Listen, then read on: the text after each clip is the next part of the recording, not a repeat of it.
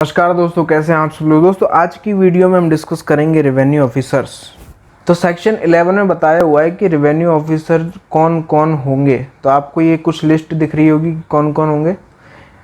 Principal revenue commissioner, commissioner, additional commissioner, commissioner land records, additional commissioner land records, collector, additional collector, district survey officer, sub divisional officer, deputy survey officer, assistant collector, joint collector, deputy collector, tehsildar, additional tehsildar, assistant survey officer, superintendent of land records और naib tehsildar, assistant superintendent of land records.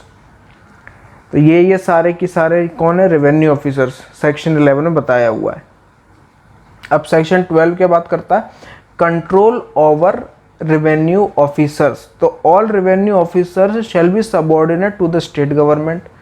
ठीक है, मतलब state government के under आएंगे। All revenue officers in a division shall be subordinate to the commissioner.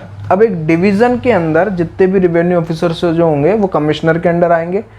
Unless the state government otherwise directs, all revenue officers in a district shall be subordinate to the collector. आया को समझ में। District में collector के अंदर आएंगे, division में commissioner के अंडर आएंगे, और बाकी के जितने भी रेवेन्यू ऑफिसर्स हैं, मतलब जितने भी रेवेन्यू ऑफिसर्स स्टेट गवर्नमेंट के अंदर तो आएंगे, भले डिवीजन हो या वो हो।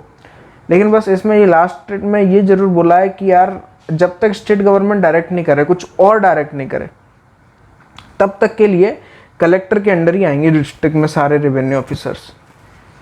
अब सेक्शन 13 की बात करता है। सेक्शन 13 बोलता है कि स्टेट गवर्नमेंट के पास ये पावर है कि वो किसी भी जगह को पावर टू अल्टर, क्रिएट और अबॉलिश डिवीजन, किसी भी डिवीजन या डिस्ट्रिक्ट या सब डिवीजन या तहसील को वो अल्टर कर सकती है, बना सकती है या अबॉलिश कर सकती है।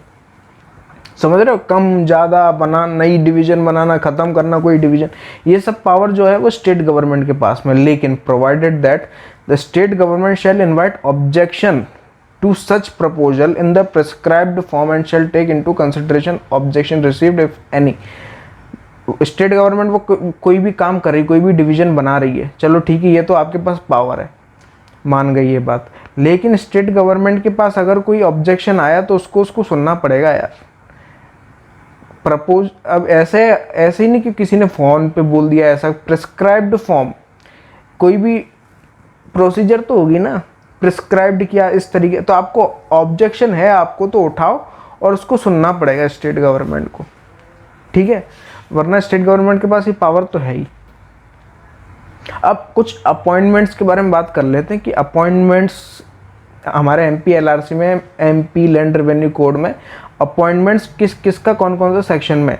सेक्शन 13A में प्रिंसिपल रेवेन्यू कमिश्नर का है, 14 में कमिश्नर ऑफ डिवीजन, 15 में एडिशनल कमिश्नर, 16 में कलेक्टर, 17 में एडिशनल कलेक्टर, 18 में assistant collector, joint collector and deputy collector, 19 में तहसीलदार, एडिशनल तहसीलदार और नायब तहसीलदार, 20 में superintendent of land records and assistant superintendents of land records.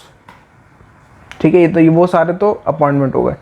बात करते हैं सेक्शन 24 की, कि conferral by state government of powers of revenue officers on any public servant और local body.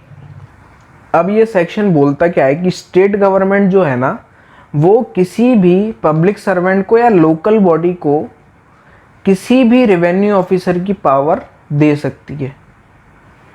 किसी भी पब्लिक सर्वेंट को या लोकल बॉडी को रेवेन्यू ऑफिसर की पावर दे सकती है, उस पर कन्फर कर सकती है।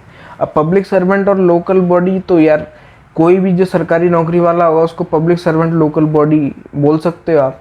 तो किसी को भी पब्लिक सर्वेंट को स्टेट गवर्नमेंट पावर दे सकती। लेकिन कलेक्टर की जो पावर्स हैं, कलेक्टर अंडर सेक्शन 72, ये सारे सेक्शन, एसडीओ के सेक्शंस की ये पावर, अपीलेट अथॉरिटी की सेक्शन, अपीलेट अथॉरिटी की पावर सेक्शन 44 में, रिविजनल अथॉरिटी की पावर सेक्शन 50 में। ये वाली जो पावर है ना, ABCD वाली, इसको कन्फर्म नहीं किया जा सकता पब्लिक सर्वेंट या लोकल बॉडी के ऊपर। बाकी कर सकते हैं, लेकिन बस इसको नहीं कर सकते आप। तो दोस्तों ये था हमारा पूरा रेवेन्यू ऑफिसर्स। ठीक है, उम्मीद करता हूँ समझ में आया होगा आपको। हम फिर मिलेंगे किसी नई वीडियो के साथ, तब तक थैंक यू वेरी मच।